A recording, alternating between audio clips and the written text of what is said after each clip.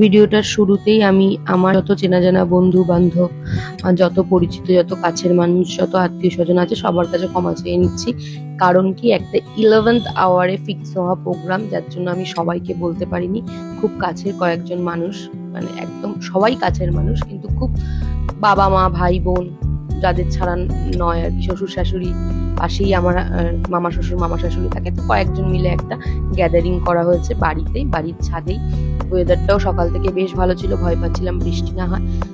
So দেখতে দেখতে 1 বছর হয়ে গেল। তো এটা আমি বারবার বলছি, অনেকেই শুনে ভাববে যে এতে আর এমন কি, আমরা তো বছরের পর বছর কাটিয়ে দিচ্ছি। তো হ্যাঁ, অবশ্যই আমরাও অনেকগুলো বছর একসাথে কাটাবো, সেটা প্রতিজ্ঞা নিয়েই বিয়ে করেছি। তো কিন্তু এই 1 বছরটা এত তাড়াতাড়ি হয়ে গেছে বুঝতেই পারিনি।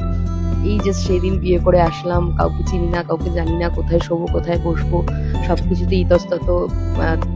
আমি একরকম লাইফস্টাইল লিড করছি, তাদের একরকম লাইফস্টাইল, হাজার একটা নিয়ম কারণ, মনোমালিন্য, ঠুকঠাক, হাসি কান্না দুঃখ সবকিছু মিলিয়ে দেখতে দেখতে 1 বছর কেটে গেল। এখন আমি সবটা জানি।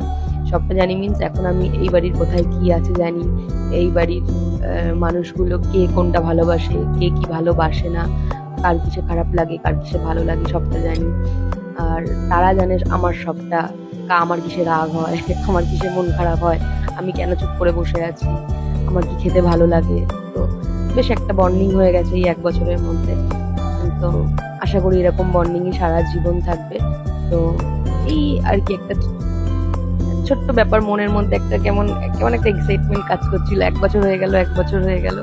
তো এই যে কথা বলতে বলতে রেডি হয়ে গেছি, এখানে আমি এই শাড়িটা আমার মা আমাকে জামাই ষষ্ঠী দিয়েছিল, শাড়িটা পরে আমাকে কেমন লাগছে অবশ্যই কমেন্ট করে জানিও। আর এখানে মোটামুটি আমার বাড়ির লোকজন চলে এসছে, আর আমার হাজবেন্ড এখানে রেডি হয়ে গেছে। একটুখানি ম্যাচিং করার চেষ্টা করেছি আমরা। আবার কেউ বলো না প্লিজ যে কালো রংটা তো অশুভ, কালো রং কেন পরেছো। এটা আমাকে অলরেডি সবাই একবার করে বলে দিয়েছে, বাবা মা আমার ননদ, কালো কেন পরেছিস, লাল পরতে পারতিস। তো আমার কাছে কালোটা জাস্ট একটা কালার, আর যেটা আমি প্রচন্ড ভালোবাসি। আর আমার হাজবেন্ডও কালো কালারটা প্রচন্ড ভালোবাসে। আমাদের ওয়ার্ড্রপ খুললে ব্ল্যাকের কালেকশন বেশি। তো আমরা ওইটা ম্যাটার করে না, মন থেকে কি চাইছি, মন থেকে কি উইশ করছি, সেটাই বেশি ইম্পর্টেন্ট। আর এই কার্ডটা আমার বোন নিজের হাতে বানিয়ে নিয়ে এসছে। ওর হাতের কাছে এত সুন্দর, ও এত সুন্দর সুন্দর জিনিস বানাতে পারে কাগজ কেটে, মানে বলার মতো না। তো আমি তো খুব হ্যাপি হয়েছি এই গিফটটা পেয়ে। ছোট গিফট, ছোট হোক বা গিফট বড় হোক, গিফট পেয়েছি আর কেউ নিজে এফর্ট দিয়ে সেটা করেছে, এটাই সব থেকে বেশি ভালো লাগে। ছাদের উপর চলে এসেছি, এখানেই সবার বসার ব্যবস্থা করা হয়েছে, খাওয়া দাওয়ার ব্যবস্থা এখানে করা হয়েছে একদম সিম্পলের মধ্যে। তো খাবার দাবার চলে এসছে, এবার আস্তে আস্তে সবাই খেতে বসবে আর কি, আড্ডা চলছে এখানে। ও তার মধ্যে আমার বোন আবার নিয়ে এসছে একটা কেক, অ্যানিভার্সারি কেক। তো সবাই মিলে জোর করলো কেকটা কাটো কেকটা কাটো। তো কেক কাটলাম, মনে হচ্ছে যেন জন্মদিন হচ্ছে, কারণ সাধারণত জন্মদিনেই তো কেক কাটি। যদিও এখন প্রত্যেকটা অকেশনে বাঙালি কেক কাটে, মানে জন্মদিন, অ্যানিভার্সারি, পরীক্ষায় পাশ করেছে, হোয়াট এভার সবকিছুতে এখন কেক কাটাটা খুব ম্যান্ডেটরি হয়ে গেছে।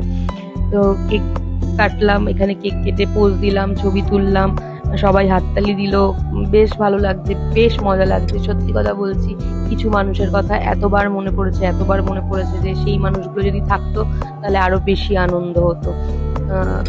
তো এবার তাদেরকে বলতে পারি, জাস্ট আশীর্বাদ করে যেন নেক্সট ইয়ার আরো বড় করে করতে পারি, যেন সবাইকে বলতে পারি। তো মাঝে মাঝে একটু মনে হচ্ছিল যে আরো ফ্যামিলির আরো যারা রয়েছে তারাও থাকলে খুব ভালো লাগতো। তো যাই হোক, আনন্দ হয়েছে, খুব খুব আনন্দ হয়েছে। আর আমাদের আজকের মেনুটা কি ছিল সেটাই বলা হয়নি। মেনু ছিল হচ্ছে একদম সিম্পল মেনু ছিল, এগ টেবিল, স্যালাড, নান, চানা মশলা, পোলাও, মাটন কষা, চাটনি, পাঁপড়, মিষ্টি, আইসক্রিম। একদম সিম্পল মেনু ছিল। প্রচুর গিফট পেয়েছি, বাবা গিফট দিয়েছে, মানে বাবা মা গিফট দিয়েছে, আমার মামি শাশুড়ি গিফট দিয়েছে, আমার ননদ গিফট দিয়েছে, আর আমার শ্বশুর শাশুড়ি তো পুরো প্রোগ্রামটাই আর কি স্পন্সর করেছে। তো আমার 1 টাকাও গাড়ি থেকে খরচা হয়নি, আমার হাজবেন্ডেরও হয়নি, পুরো প্রোগ্রামটাই আমার শ্বশুর শাশুড়ি স্পন্সর করেছে। আর রান্নার ঝামেলা রাখিনি, রান্না আমরা আর কি অর্ডার দিয়েই দিয়েছিলাম। তো সেখান থেকে রান্না ডেলিভারি দিয়ে গেছে। আমরা জাস্ট ঠান্ডা হয়ে যাবে খাবার, এবার খাবার দাবার শুরু করব, কারণ সবাই অনেক দূর যাবে। আমার দাদা হাওড়া যাবে, মা বাবা বারাসাত যাবে, তো সবাইকে দূরে দূরে যাবে। আর মামা মামি যদিও পাশেই থাকে, ওদেরকে নিয়ে কোনো অসুবিধা নেই, শুধু এদেরকে যেন এরা ভালোভাবে খেয়ে দিয়ে পৌঁছে যায় এটাই একটা টেনশন। তো এই যেখানে আর কি আমার হাজবেন্ডকে আমার বাবা একটা ঘড়ি গিফট করেছে, আমার বেশ পছন্দ হয়েছে। আর এই যে গিফটটা খুলছি এইটা আমার ননদ দিয়েছে, ও খুলতেই হবে আর কি সবার সামনে, আমার তো বেশ পছন্দ হয়েছে। এখানে সবাই খেতে বসে গেছে আর আমার শ্বশুরমশাই তদারকি চলছে। উনি হচ্ছে গিয়ে সবাই ঠিকঠাক খাচ্ছে কিনা উনি এমন ভাবে মানে করছিলেন, আমার শ্বশুরমশাই এমন করছিলেন যেন মনে হচ্ছিল না ছেলের বিয়ে হচ্ছে আবার। যাই হোক, এবার সবাই রওনা দিয়ে দিয়েছে, মামা মামি চলে গেছে, বাবা আমারা গাড়ি বের করছে, ওরাও চলে যাবে। গুটি গুটি পায়, মনটা এবার একটু হালকা হালকা খারাপ হচ্ছে, কিন্তু কিছু করার নেই, যেতেই হবে। কালকে বাবারও কাজ আছে, ভাইয়েরও কাজ আছে, বোনেরও স্কুল আছে। আর মা আমাদের গাছ থেকে একটা আম পেয়েছে, আমি বললাম নিয়ে যাও, ফল পাওয়া শুভ, ভালো দিনে তুমি একটা ফল পেয়েছো। তো এবার সবাই আস্তে আস্তে বাড়ির দিকে রওনা দেবে, মনটা হালকা হালকা খারাপ হচ্ছে। তো এইভাবেই দিনটা কেটে গেল বেশ হাসি মজা আনন্দে। টাটা। একদম ঘেমে নিয়ে একাকার, রাত্রি অলমোস্ট 12টা বাজতে যায় এখন আর কি। সবাই বাড়ি চলে গেছে, আমাদেরও খাওয়া দাওয়া হয়ে গেছে, যা বেঁচে ছিল যেটুকু যা রাখা রেখেছি বাদ বাকিটা দিয়ে দিয়েছি। আর এখন হচ্ছে কি ওরা গোছগাছ করছে, ওরা বেরোলে চেঞ্জ করে একটু শাওয়ার নিয়ে বিছানায় পড়লেই আজকে। তো চলো আজকের ভিডিওটা এখানেই শেষ করছি, সবাই ভালো থেকো, আর ভিডিওটা কেমন লাগলো অবশ্যই কমেন্ট করে